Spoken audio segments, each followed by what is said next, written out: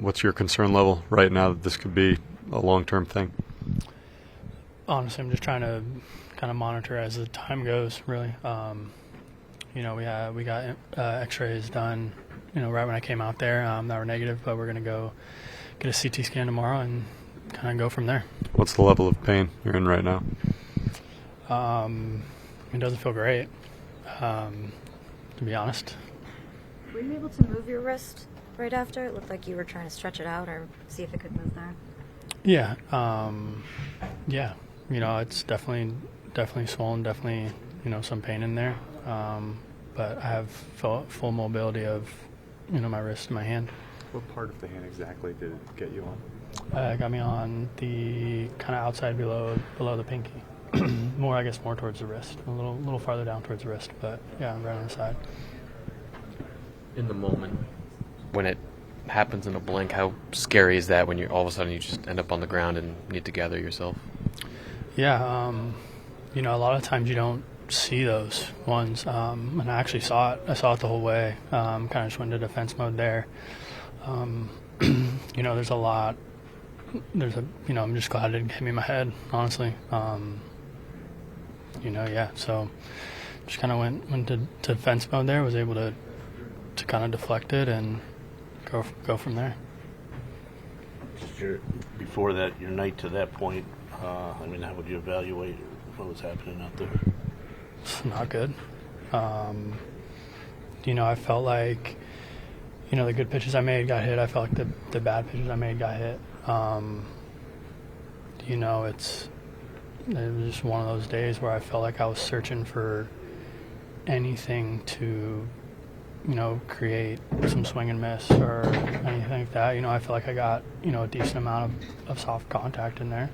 Some balls fell, some balls found some holes. I definitely found some barrels as well. But yeah, all in all, just not good. Could have been a lot better. Yeah, look, we gotta wait and see what we got here. He's gonna go for more testing tomorrow morning. He's gonna get a CT scan and see what we're dealing with. But pretty scary, a line drive right at his head, his face, and he got him pretty good. So again, we just gotta wait and see what we're dealing with tomorrow morning. You did get x-rays though? Yeah, but he's inconclusive. We still got. That's why we're sending him for more testing, which is the CT scan tomorrow morning, and see what we got.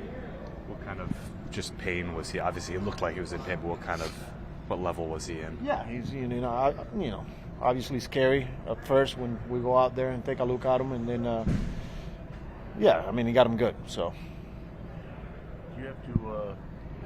We used a lot of bullpen tonight as far as innings. Do you have to think you have to get a reliever here, or?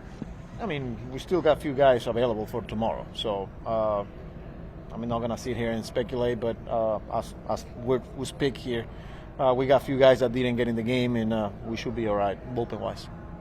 What was Blackburn struggling with before he went down? Yeah, got behind a rise, 3-1. Had to come in the zone, and they're good hitters. Then Higgy got him on the first pitch cutter, that he left over the middle of the plate. And then it seems like that, every ball that they put in play found holes. A lot of ground balls that got through. It was one of those nights where, when he came in the zone, good hitters, and they found holes. So, if you need a starter, is Tyler McGill probably still the guy? Yeah, it's too early to tell. But, there's a lot of names, and he's one of them.